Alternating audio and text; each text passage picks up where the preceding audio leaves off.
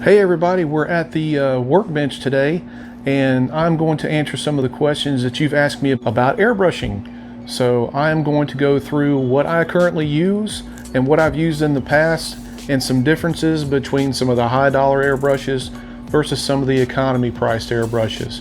And then I'm going to show you some just basic techniques of airbrushing as well as how to take care of your airbrush.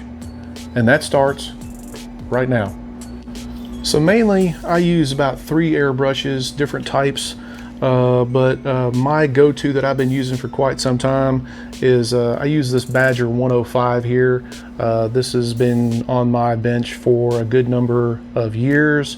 It's very reliable, costs about $110 to get it online or to get it at a store, and it's a good brush. It's not bad at all.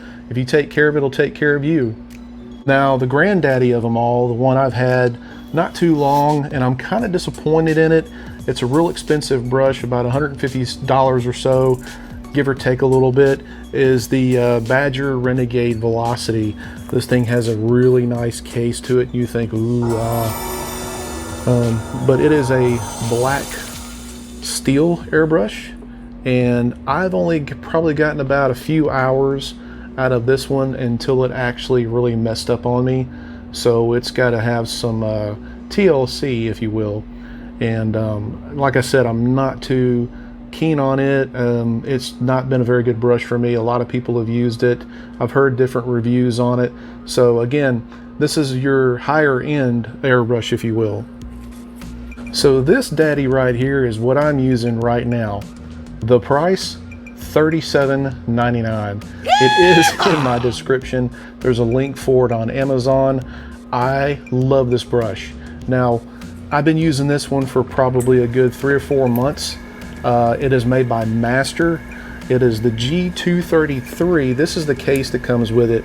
And as you can see, I have used the hell out of this thing.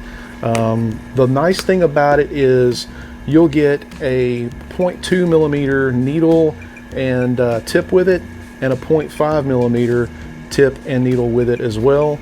And then you'll also get your chuck key. It's a nice little case, and then you have like the little things here that have the different needles and stuff in it. But yeah, $37.99, and I was very surprised. I seen somebody use this online and I just had to try it out, so I figured 38 bucks, what the hell, I'm gonna try it and see. And I love this brush. The difference, nothing, not really much of anything.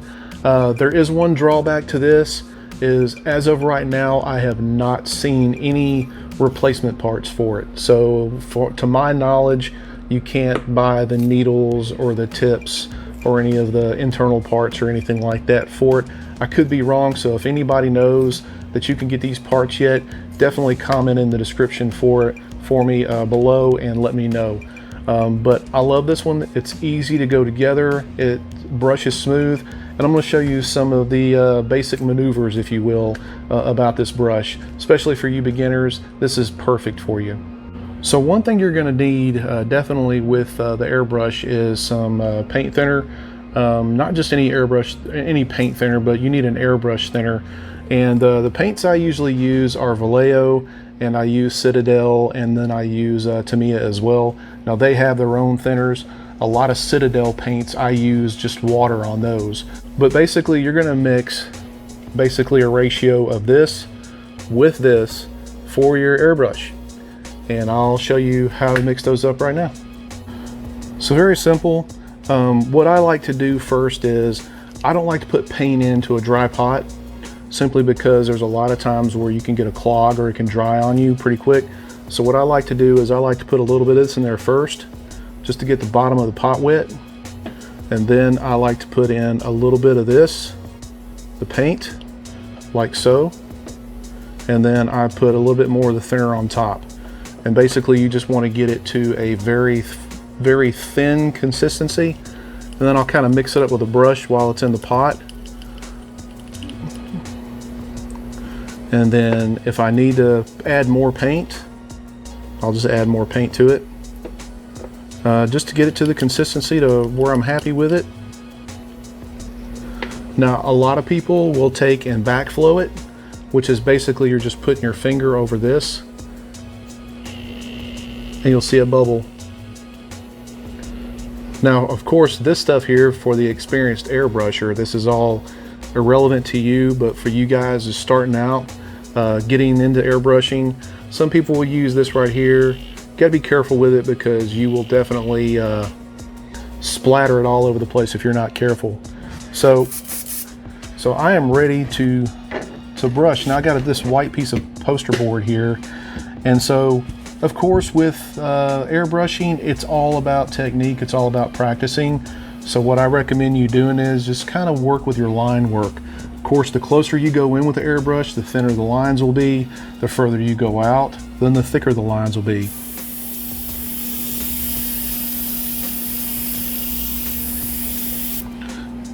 Such as that, versus, see how the lines are a little bit thicker, and the further you go out,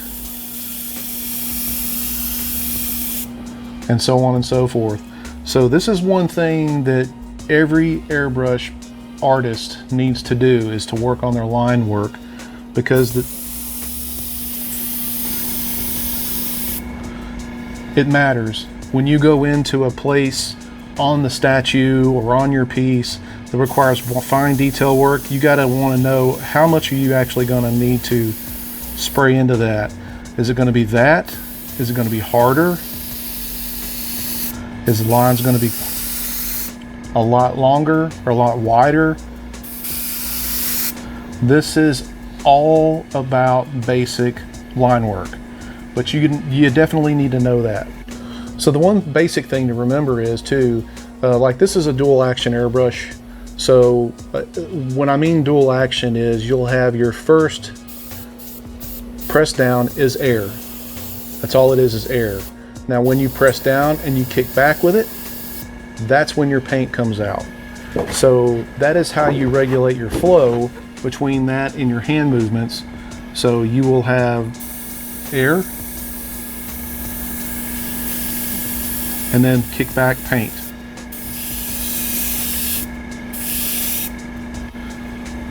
Air, paint. So it all depends on your basic flow. You kind of have to get into a groove, if you will, and just it's all about working with it. So the more you stay in an area, and the more you pull back on the airbrush, of course, the more bold your lines and your paint's going to be. You pull all the way back just like that, then you're going to have bolder lines. You don't pull back so hard, you're going to have a little bit more faint lines, and just so on and so forth. Of course, I'm just showing you basic stuff. So airbrushing is just basic technique. That's all I'm really going to show you. I'm not going to get into like really advanced type stuff. That is something further down the road for you guys. I may even do a Patreon video on my Patreon for it. But basically just work with it. You know, you just get used to the flow, get used to the dual action on there, and concentrate on your line work and stuff, and just keep doing it time and time again. I've told you guys in previous videos to never throw away an old print or a failed print. Reason being is just because this gives you plenty of opportunity to practice on. And you're going to need that practice. Even I still practice on a lot of colors that I use, that I mix and stuff. And then sometimes I get rusty. I don't airbrush, very technical stuff for a while, so I have to use an old print. But definitely, this is a good airbrush. I mean, for 38 bucks, you can't beat it. There is a link in my description on Amazon. Definitely, if you're looking to get into airbrushing and you don't want to spend a lot of money out the gate, this is something you can definitely get. Plus, you click on that link, it also helps my channel out as well. But that is the difference. The only difference really to me is price. Some people think and they worship the type of the expensive airbrushes, but I've had not so much success with some of the more expensive airbrushes compared to this one here. So you're looking at inexpensive, mid-priced, and more expensive. So that kind of gives you an idea of what you're going to spend on the airbrush. Now, as far as compressors, to me, compressors all kind of do the same thing. All their components are basically the same.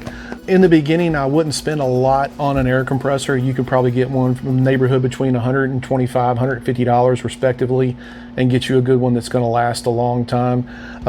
Again, I've spent $200 and $300 on a compressor, and they didn't perform just as much as or as good as a $125 compressor. So it all depends on just experimenting with it. If you're getting into it, again, I know a lot of people don't want to spend a lot of money, but under 200 bucks, you can get a really decent setup as far as your compressor, your airbrush, and your tools that you need to clean out the airbrush, which I'm getting ready to show you how to take care of that right now. So one thing you definitely want to invest in, of course, is some airbrush cleaner. I use this Createx colors, but you can use whatever you want. And at the end of the day, when you're ready to put your airbrush away, you want to clean it out. I basically kind of go through with just some water. I usually keep like one of these little ketchup bottles full of water and stuff. And I will just go through and kind of rinse it out real good. And get all the paint out of there as much as I can. And this is where you use a lot of the backflow comes into play. I'll kind of get all that out of there. I don't want to spray a lot of water through here simply because there could be dry paint all up in there and stuff, and I'll just use something to go in and kind of get a lot of that paint. And see, like if you look in there, you could see some of the dried paint, and definitely do not want to spray a lot of that. It flakes off, it'll get trapped in your needle, and you definitely don't want to do that. So I will go through and just backflow this, get all that out of there. I'll actually backflow it pretty hard, and any loose stuff comes out. And then I'll take a paper towel and I'll just clean that out really good. Get all that out of there. Make sure the pot is totally clean, like so. And then again, once I see that it's all clear, I'll just make sure my water's clear. And as you can see, maybe, but there's like a little piece of paint there. You want to get all of that out of there. And then at the end of the day, I will take, once I get my tip cleaned off as well, and I just usually pick that off of there. I gotta be careful with what you wipe it with, because that needle right there is very fragile and it will bend or break, and you definitely do not want to do that, or you'll be replacing the whole entire needle. The other thing that I like to do is making sure the top of the cap is all cleaned out, and then I put everything back together. And then what I'll do is I'll get some of the airbrush cleaner mixed with a little water, and I'll just let this brush sit in there overnight. And it's as simple as that. Again, that's just what I do. There you go, everybody. Tons of stuff that I could show you about airbrushing, but for the sake of time on the video, I just wanted to kind of dial in on a couple of things to pass along to you.